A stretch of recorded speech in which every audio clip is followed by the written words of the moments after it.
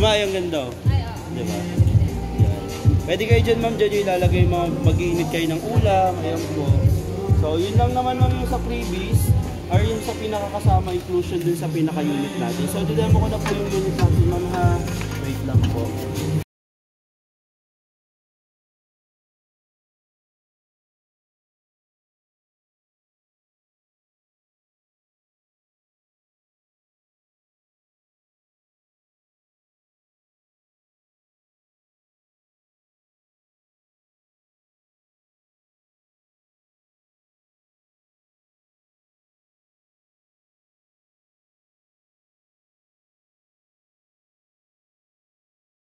Pindutin nyo lang yung display off.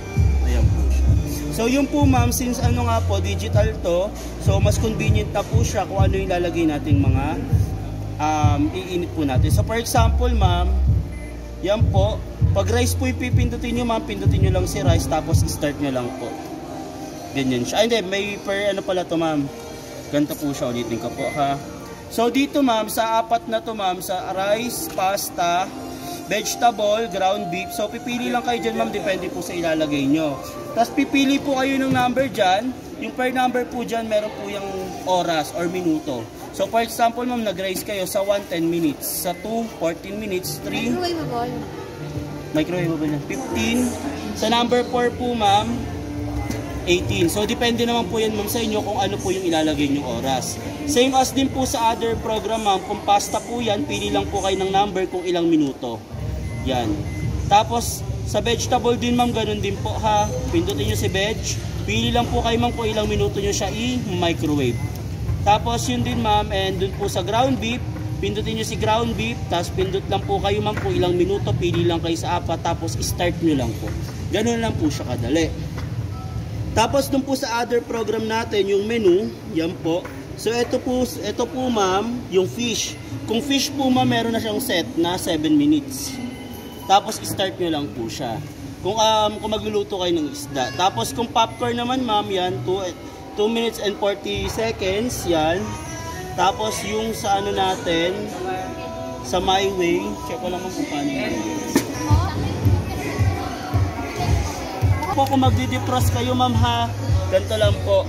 So meron tayong ready meal ma'am, yung mga nabibili na ano ma'am, na cook food na po siya, gagawin nyo, iinitin nyo na lang po or kayo mismo nagluto.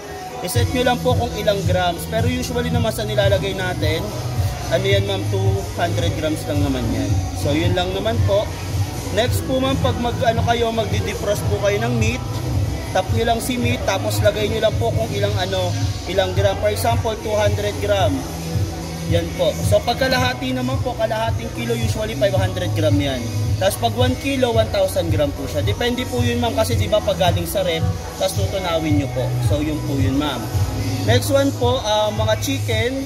Magdi-defrost kayo ng chicken ma'am, tap nyo lang si chicken.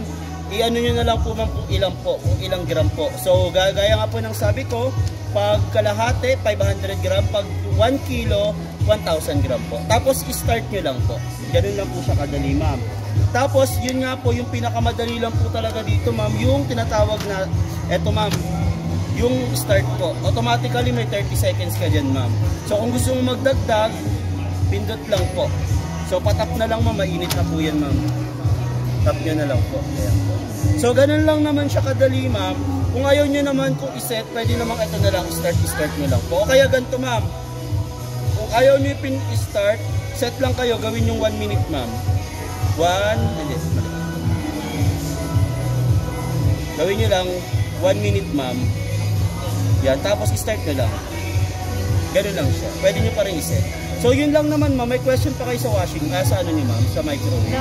Sa warranty po, 1 year part. 2 years sa parts, 1 year sa service, magkaroon ng problema, home service naman tayo. So yun lang naman ma'am, wala na po question. Opo, sige.